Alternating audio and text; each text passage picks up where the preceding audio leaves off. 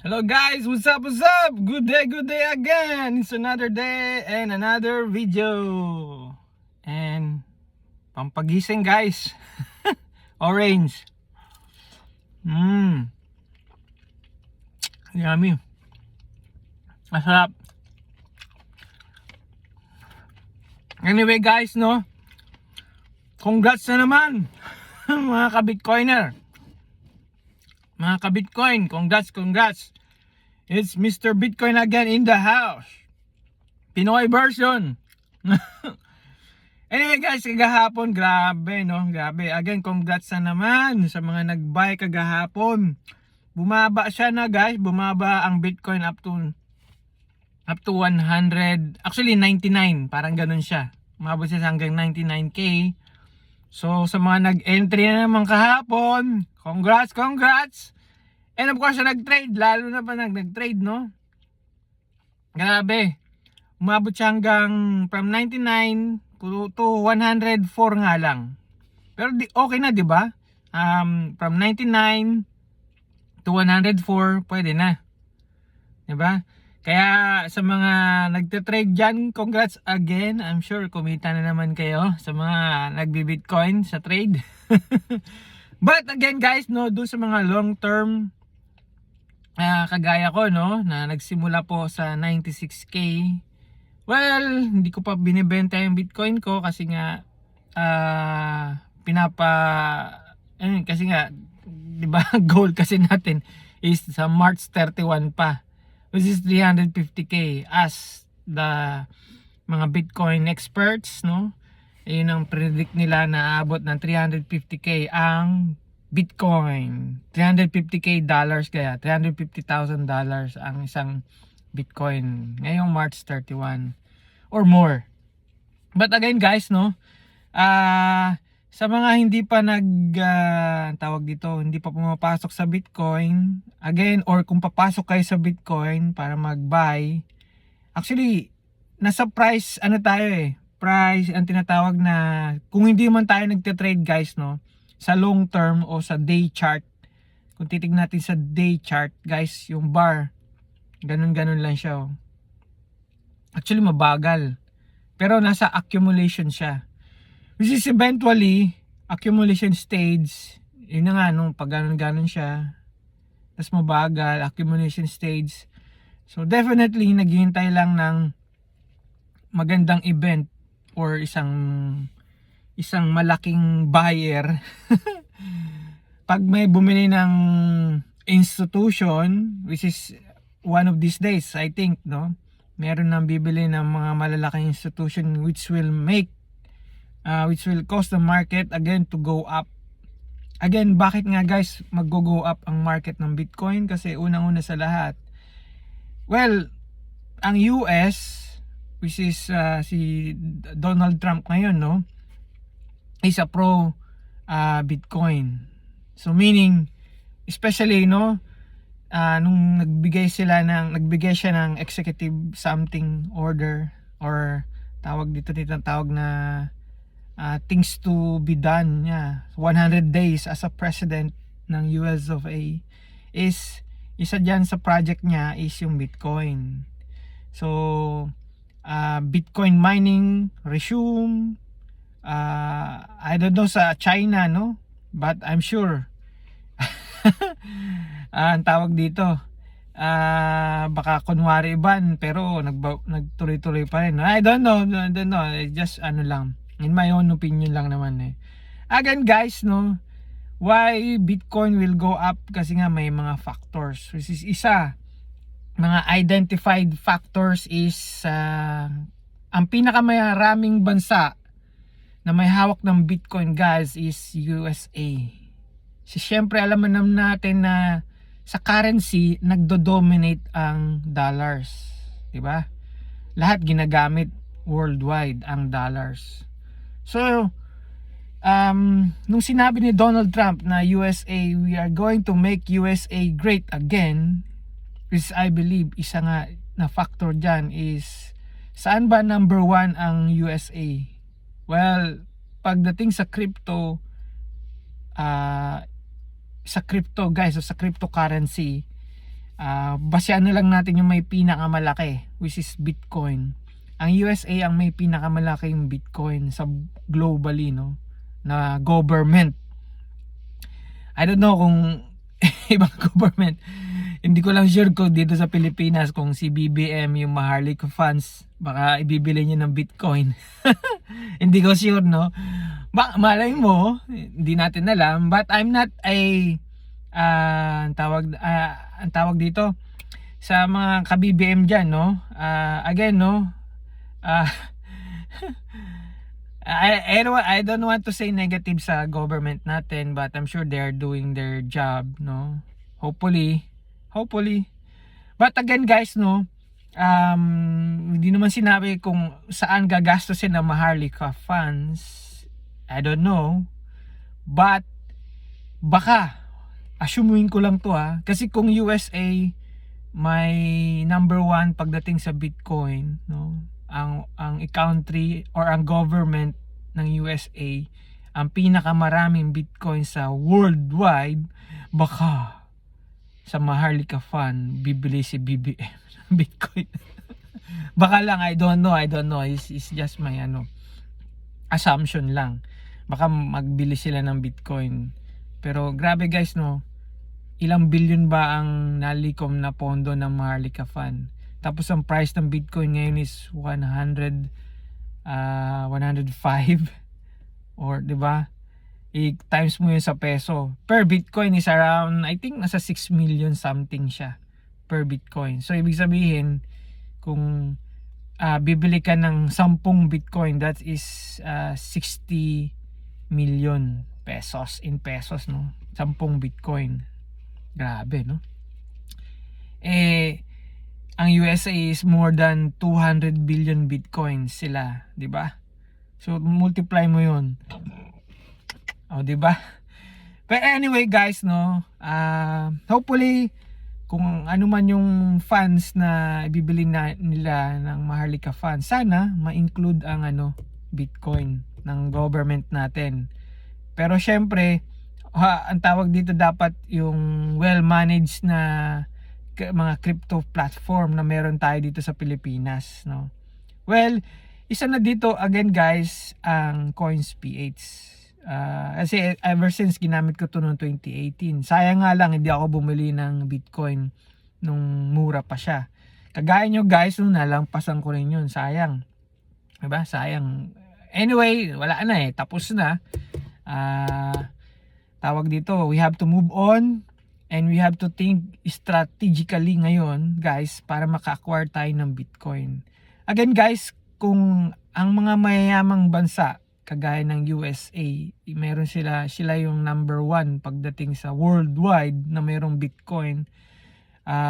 Pangalawa dyan ng China, plus ban pa sila. I don't know kung nag-resume na sila ang China, which is ayaw din ng Chinese government pagdating sa digital asset. I don't know, no, pero baka props lang nila yun. Di ba? Hindi natin alam na tawag dito, patuloy pa rin, sinabi nilang ban, ganun, pero nagmamine pa rin sila, tapos ganun. I'm sure hindi papatalo ang China pagdating sa other aspects, which is pagdating din sa digital asset, di ba? Well, na-brought out na yung matagal na, di ba? Sa mga, I'm sure napapanood nyo sa YouTube. Actually, may YouTube din ako, guys, so napapanood natin sa YouTube or sa other information na free na nilalabas, no? Makikita natin na ang China, syempre aggressive din sila, no? I don't know nga pagdating din sa dati yung CBDC, yung digital currency, na brought up na yung matagal na panahon na, no? Before the pandemic. Kasi nga na feel sila. Because of the innovation of the Bitcoin, doon nagsimula yan Nung lumabas ang Bitcoin, guys, no, nung lumabas yung Bitcoin, doon na nagkaroon ng awareness na pwedeng i-crypto o yung maging currency is digital, diba? Kung pag-uusapan natin ang history ng pera. Nung sinaunang panahon guys, no, ang pera ay tawag dito, yun nga, yung gold, which is gold, yung mabibigat, di ba? Then after no, nung mabibigat na dahil mabigat ang gold, di ba? So nag-isip ang tao, which is yun na yung paper money, tapos pirma-pirma, mga ganon. Doon na nagsimula yung paper money. And then of course, kanya-kanyang government, so nag-produce ng gobyerno, mga each country ng different government na sarili nilang money paper, which eventually yun na ang nag-dominate worldwide is yung USA, which is the dollars guys. Kahit saang bansa kilala ang dollars. Dollars. So guys, ang tawag dito, dahil nauna ang dollars, dahil nag-dominate ang dollars, which lahat ng bansa nilook forward kung ano ang meron sa USA. So yun na nga guys, no, si Bitcoin, saan ba galing si Bitcoin? Walang nakakalam, but parang galing din siya sa USA, no? I don't know, pero search na rin yan. Pero sa napanood ko kasi, galing pa rin siya sa bansang USA. Hindi lang talaga naging first nung lumabas siya, hindi lang siya legitimized, no? So actually wala pang ang value, di ba? Tapos yung 10,000 na Bitcoin binili ng 2 pizza, isa pa yun guys, di ba? Grabe. Sigurado nagsisisi yung bumili, yung nagbili ng pizza. I don't know. In my opinion lang, kasi kung ako yun, binili ko ng pizza tapos ngayon ang value niya, di ba? Grabe, syempre nakakapanghinayang, di ba? Opportunity mo na sana maging isa sa mga billionaire globally, but again, wala eh. It's gone already. So tapos na yon. So ngayon guys, dito naman tayo. Kung ano ang meron strategically, yun na nga guys, habang nasa consolidation stage pa ang Bitcoin. Guys, again, taas baba ang presyo guys, no? Huwag nyo ako sisihin, mamaya bumili kayo sa price range na ngayon is 105. Tapos bukas biglang bababa siya na up to 98 na naman. But again guys, kasi nasa dyan, ganyan yung price range niya, no? Ever since, kailan ba yun? Last 2 weeks ago ata, no? Ang price range niya, simula nung pumasok sa 100k ang Bitcoin guys, naglalaro na siya palagi. 100, actually pinakamataas niya is 109. Tapos bigla na naman siyang bumaba hanggang pinakamababa niya is 98. Actually mabot pa siya ng 97. Yun ang pinakamababa niya guys. So far, 97. So titignan natin, may ganun-ganun siya. Sinasabi ng maraming trader nasa consolidation. Well, I believe nasa consolidation pa siya, no? Ganun-ganun. Kasi nga, ang price range niya laging doon, no? Between 97, which is pinakamababa, 98. Tapos, yun na, 98. Mapapansin natin na puro 98. So, doon siya, maraming beses nag-touchdown siya sa 98k ang price ng Bitcoin. And then, tumataas siya hanggang 107. Ang pinakamataas kasi niya the other days no last 2 weeks o last 3 weeks ago is 109. And then yun nga, bumaba siya up to 97. And then mapapansin natin kada taas niya hanggang 105, 106, 107, 104, 103 per day, per day, 103, 100, actually ang pinakamababa niya is nasa 103. Hindi ang pinakamataas so far na nasa consolidation na sa around 103. As ang pinakamababa niya palaging nasa 98, no? Which is possibility rin guys na pag nabutas yung 98 or naging 97, no? Possible na mas bumaba pa siya up to siguro baka 90. I don't know, hindi possible lang yun ang mangyari kasi nga guys, yung crypto again, yung mga nauna kasi sa atin, they are the one na especially yung mga whaler, yan, pag naisip nila magbenta, yun, which is possible cause na maging air turbulence sa mga sumasakay sa eroplano, sa mga sumasakay na barko. Nagkakaroon siya ng turbulence, no? Tapos yung turbulence na parang, alam mo yung parang mahuhulog na yung airplane. Kung sumasakay kayo sa eroplano, I'm sure, ewan ko, yung sa mga sumasakay ng eroplano na naka-experience na parang mamamatay na siya dahil woo, ganun-ganun yung eroplano. So parang ganun din guys, no? Sa pagsakay natin dito sa Bitcoin, no? Again, pag sumakay tayo ng Bitcoin sa airplane, turbulence guys, kasama yan. Pero meron tayong destination na pupuntahan, di ba? Yun ang importante, may destination.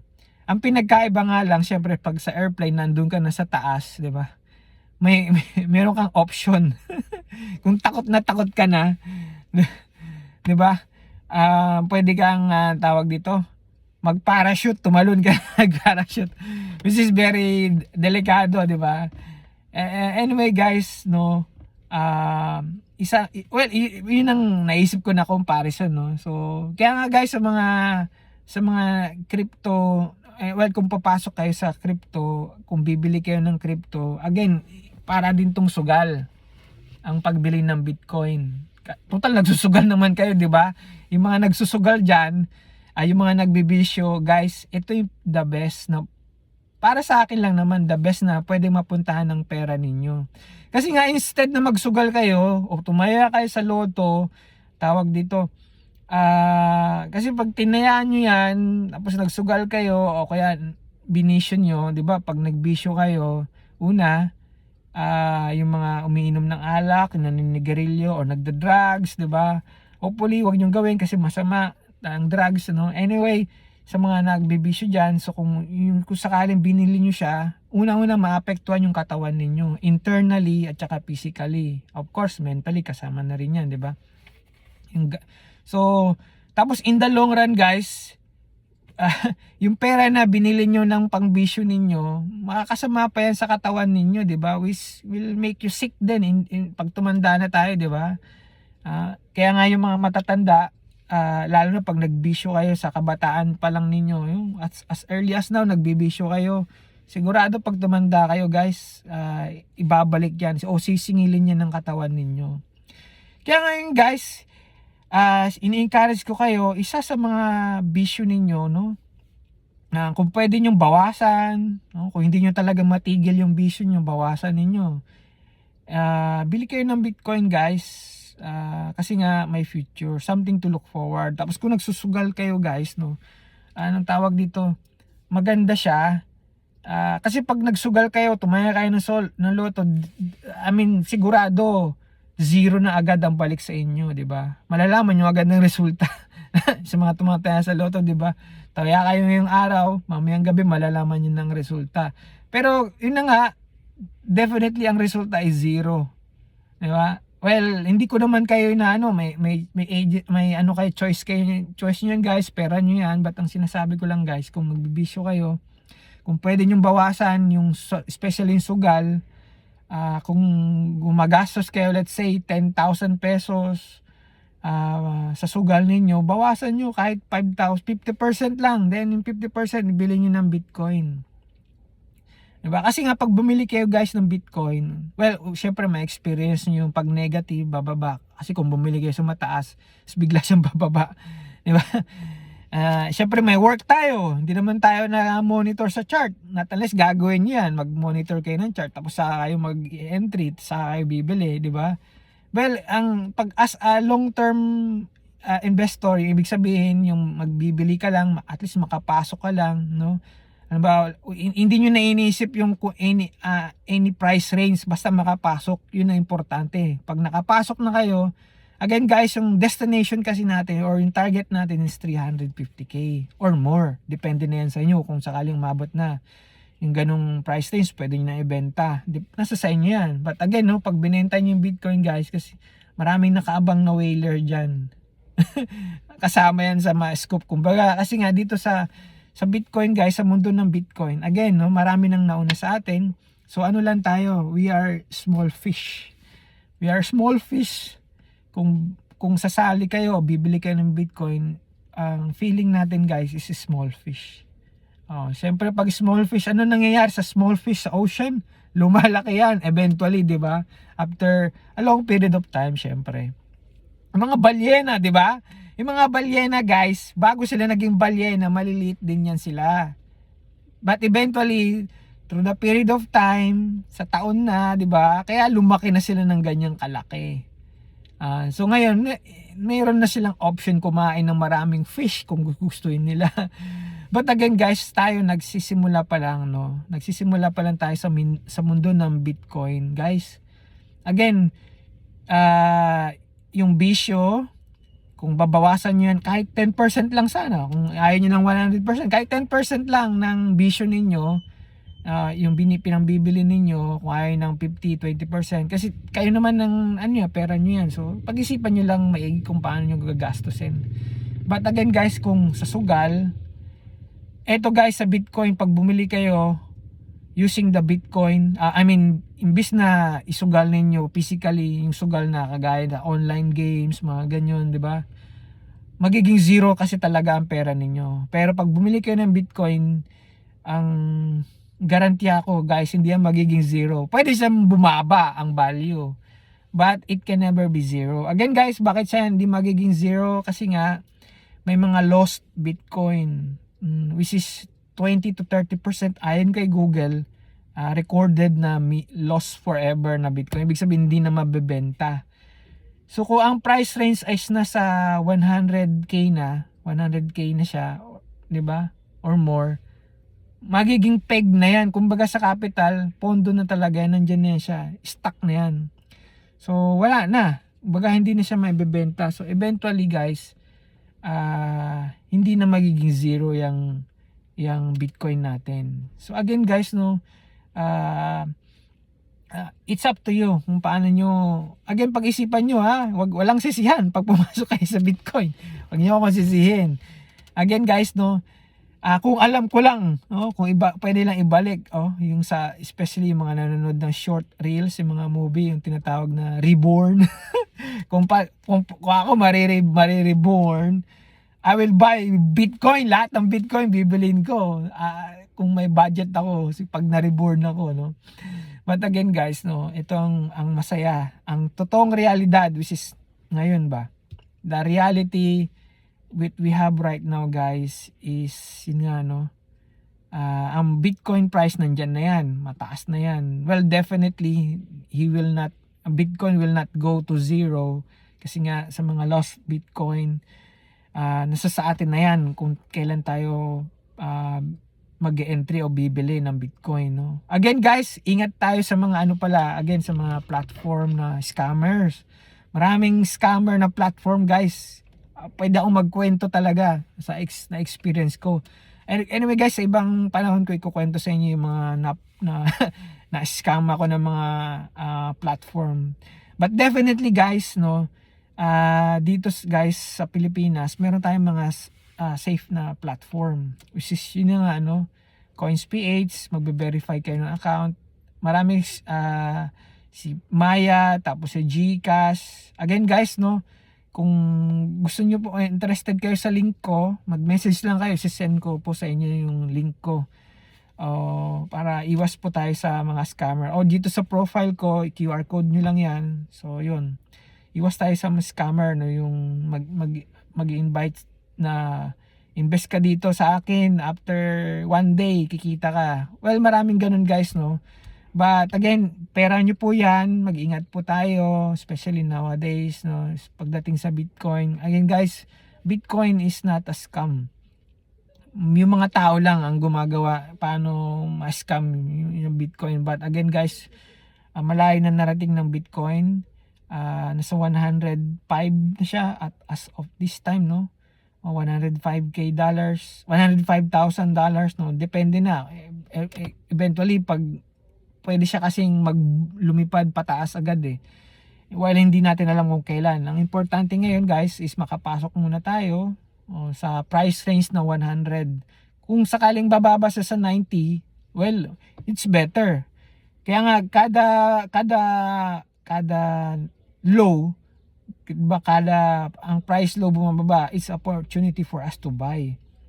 So again guys, we are not a professional trader. So importante maka-entry lang tayo. Pag naka-entry tayo, din maghintay na lang tayo for the next few days or sa March 31. Benta natin. 'Di ba? Well, nasa sa inyo 'yan kung bibenta niyo yung Bitcoin. Ang importante nakapasok tayo, guys. Again, guys, no. Why Bitcoin price will go up? Kasi nga supply and demand, basic natin, supply and demand, and of course, it will not go to zero because of the last Bitcoin. And then, paano tayo makakabili ng Bitcoin, guys? Again, guys, i-identify nyo yung sa buhay natin, sa buhay nyo, ano ba yung, saan nyo ba dinadala yung pera ninyo? Malalaman nyo yan, kasi kayo mismo nagmamadis ng pera nyo. So, saan nyo kukunin ng pambili ng Bitcoin? Guys, nasa sa inyo yan. Marami kayong pagkukunan.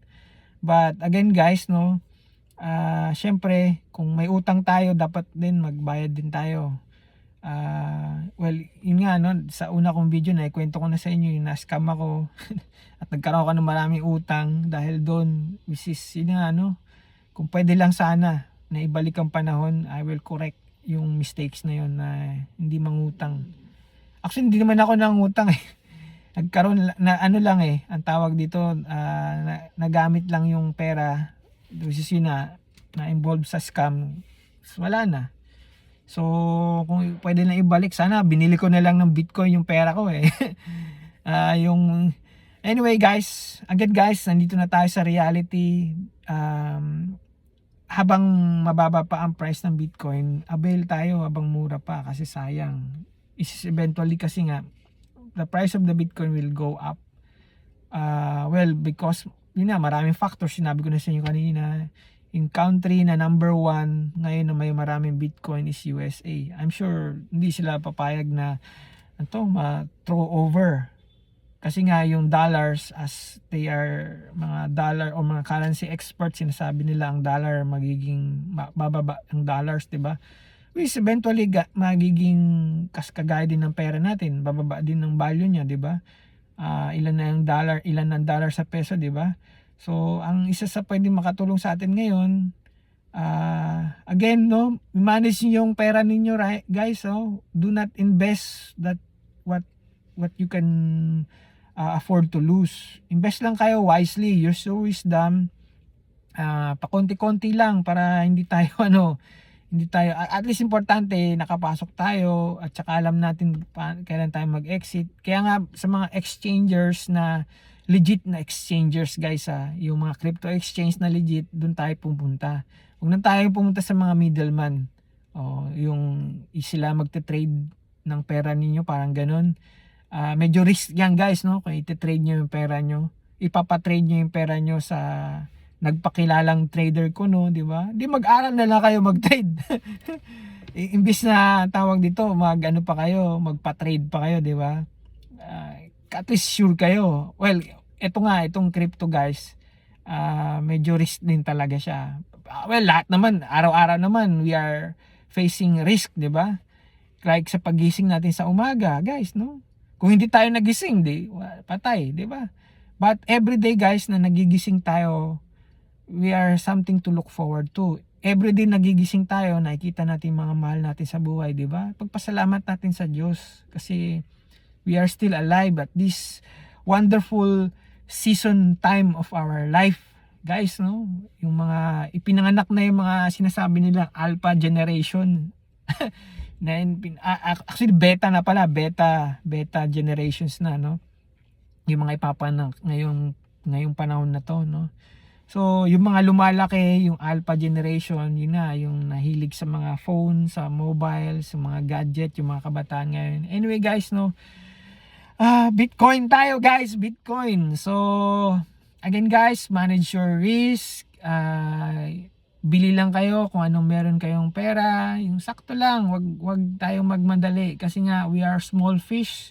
Eventually in the long term lalaki rin tayo ng mga isda, no? At yun nga, no, identify nyo yung ginagastos nyo araw-araw or especially sa vision ninyo, guys, no? Dito na lang kayo, bilhin nyo na lang yung yung pambili niyo ng bisyo, pangsugal, di ba?